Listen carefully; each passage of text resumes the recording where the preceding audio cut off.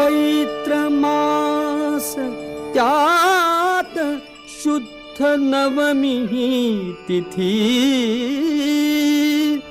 गंधयुक्त